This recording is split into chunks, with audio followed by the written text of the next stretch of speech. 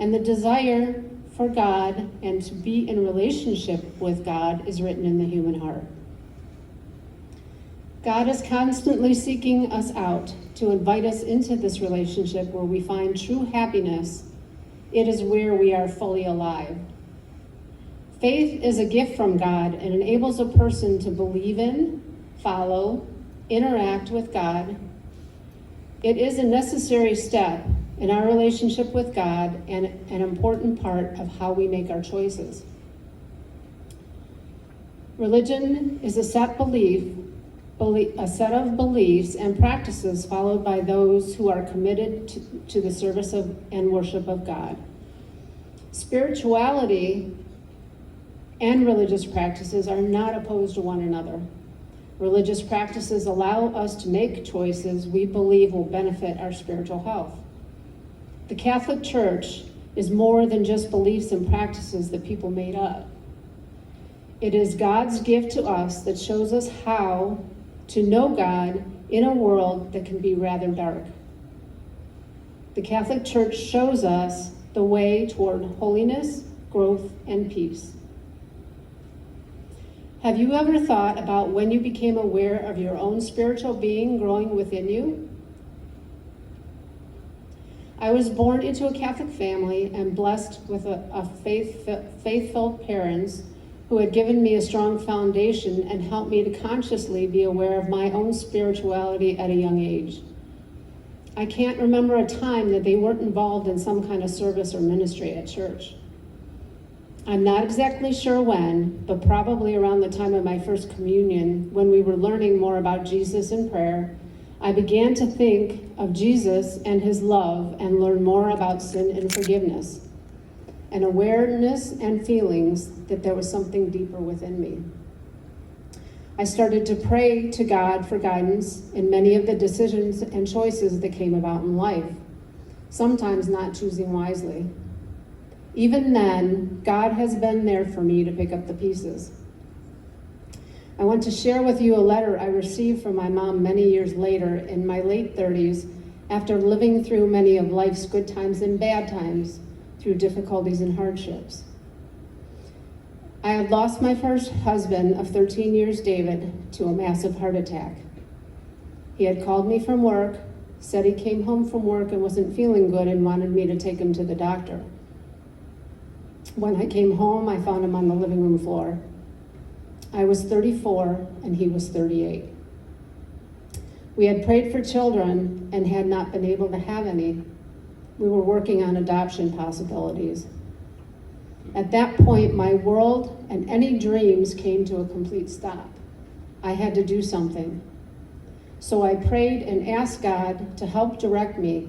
I felt like I was paralyzed. I reached out for help and was blessed to have met my husband, Doug, at a bereavement group here at St. Mary's. He had lost his wife, Nancy, to a car accident just a few months before my husband had died. We became best friends, helping each other cope with our grief. After a while, we decided to get married. We're now going to celebrate our 26th anniversary in February.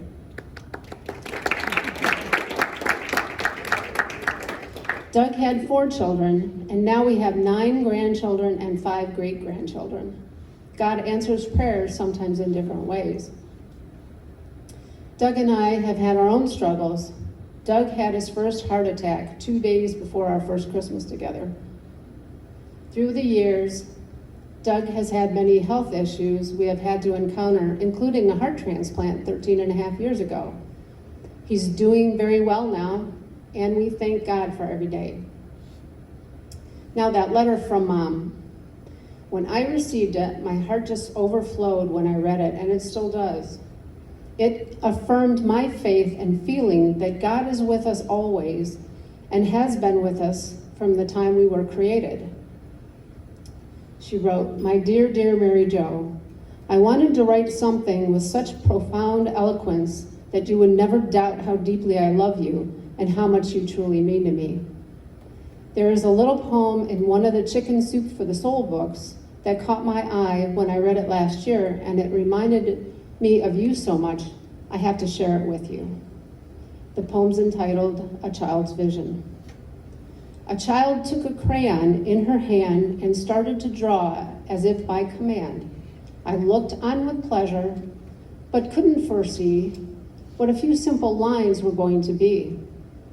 "What are you drawing?" I asked by and by. "I'm making a picture of God in the sky, but nobody knows what God looks like," I sighed. "They will when I have finished," she calmly replied. Even as a little kid, honey, you could see first the good in everything and everybody. You have a heart that is so full of love that it just flows out in every direction to everyone. And I truly believe you have shown many of us the face of God in your living faith and trust. You have always been a joy in my life, and I love you more than words can tell. Love you always, Mom. Mom passed away 4.5 years ago, and my dad 13 years ago. I miss them greatly. I try to live my life with faith and ask God to guide me when making life's choices. I have not lived without sinning. Sometimes the choices I make are wrong, and I was not a perfect child. There were many times I tested my parents. I have 2 sisters. We are 2 years apart. I am the middle child. You can only imagine the things we could get into. I like to say I'm a work in progress. There have been many times in my life that I have questioned God and even been angry with him when I didn't think he was listening to me, or I had done something wrong to have him not answer me the way I thought best. Community and religious practices are a huge part of keeping the fire of my spirituality burning within me, and there are so many ministries and directions to choose. I belong to a prayer group from St. Mary's here. We have been meeting for at least 20 years. Doug and I are Eucharistic ministers, and I have helped out with the hot meal program at Holy Name. During this pandemic, we have faced so many challenges, and many of the ministries we have been a part of have had to be halted. I pray that I be open to be aware and see what God may be asking of me, that I may serve him during these crazy times. I love being here with all of you and seeing how the Holy Spirit works in each of you with your different gifts and talents. You have helped my faith grow stronger. What a gift God has given us, our spirituality. A gift we should care for and keep alive within us in order to find true happiness within ourselves and our relationship with God. God bless you.